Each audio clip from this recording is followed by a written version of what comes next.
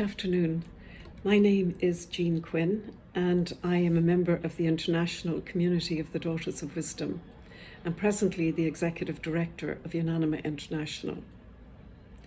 Today I'd like to talk about migrant domestic workers, the majority of whom are women and girls and are extremely vulnerable to violence and abuse.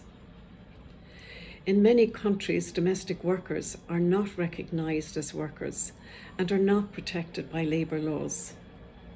They migrate for diverse reasons, leaving behind poverty, conflict and climate-related disasters.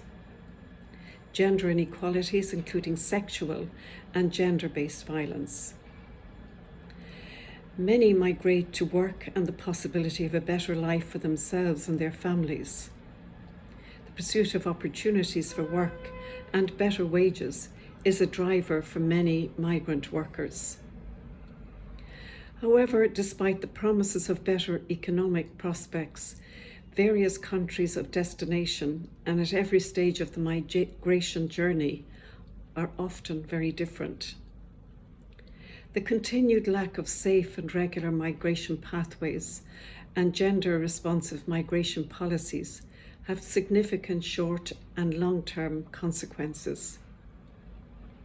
This is especially the case for many migrant workers working in the informal economy, where there's limited enforcement of labour law protections, which puts them at high risk of labour rights abuses, gender-based violence, racism and xenophobia.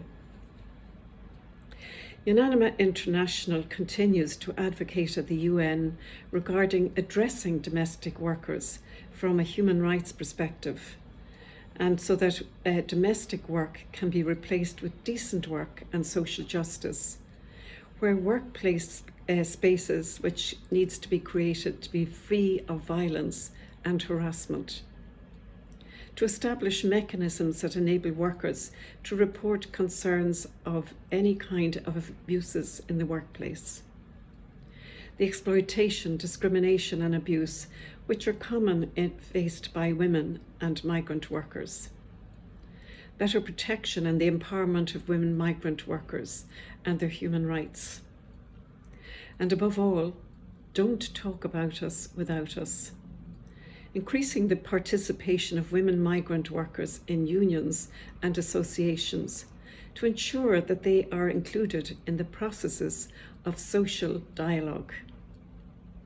Thank you.